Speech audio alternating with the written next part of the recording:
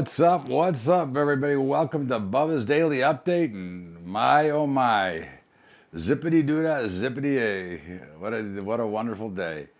And is this 1999 or is it 2017? I'm not quite sure. When you see stocks like Minnesota Mining and Manufacturing go up almost 10%, and Caterpillar go up almost 8%, Polaris go up almost 10%.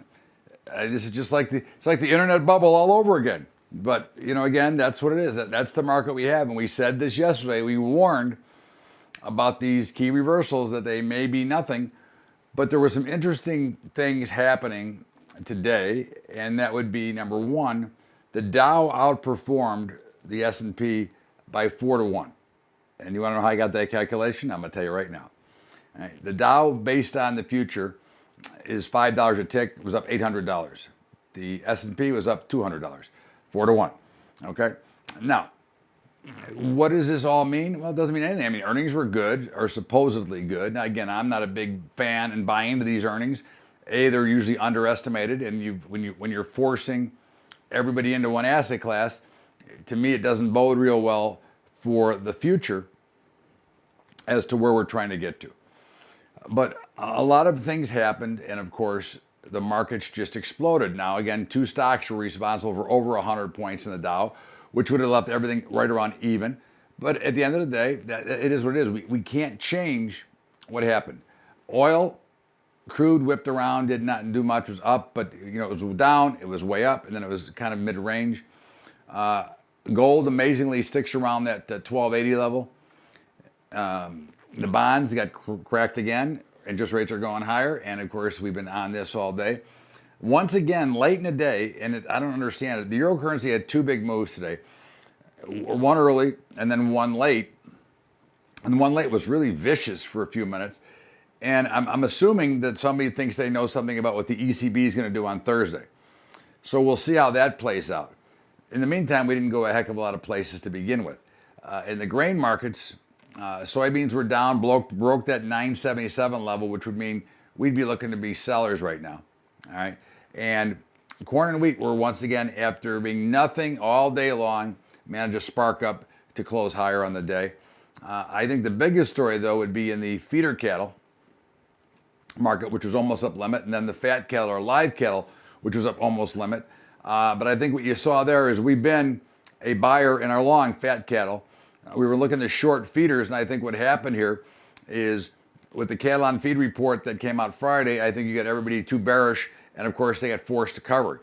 A lot of guys called me and said, do I sell them? Do I sell them? They got to wait, be patient, but of course, not everybody's just patient enough to wait.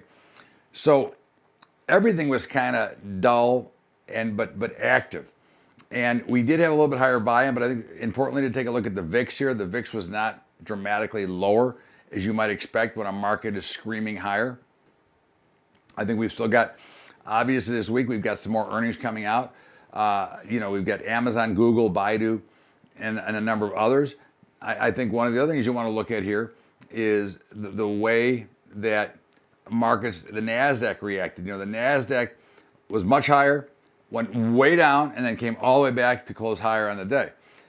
That's interesting action, and it just means there's a lot of jittery hands out there that are really have their fingers on the sell signal trying to get out of the markets. So, again, I would look at today's action as a blow off to the upside in the Dow, and wouldn't mind taking a short position just for a short term. Again, I'm not calling the top of the market here, but I think short term, this is probably a pretty good spot to sell the Dow. It spiked up, it was blowing off, the volume was reasonable.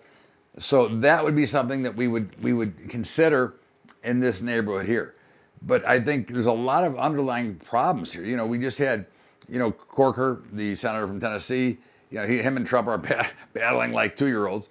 But Flake from Arizona just resigned and really bashed the president.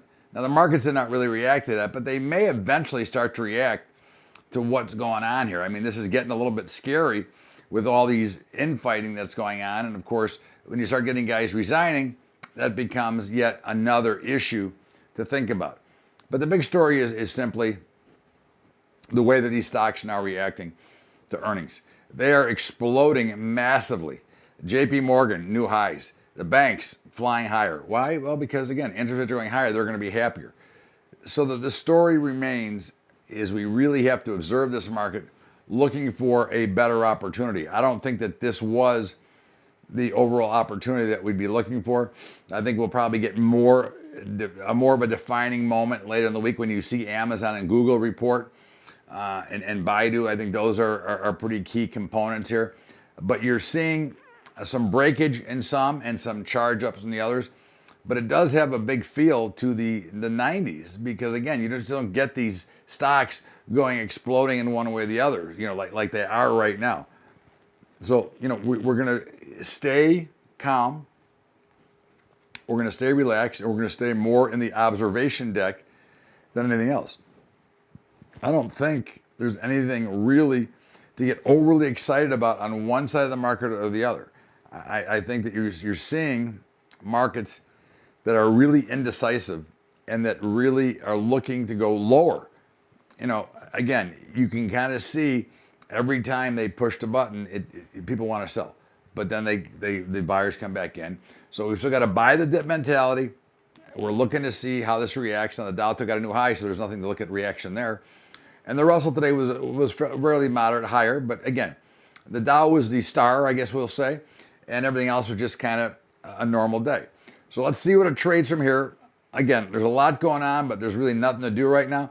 So let's focus on what's going on. And of course, this is Bubba's Daily Update. And make sure you check out the Patreon link, patreon.com/Bubba Trading if you want to help me keep the high school program going and help educate our youth of America.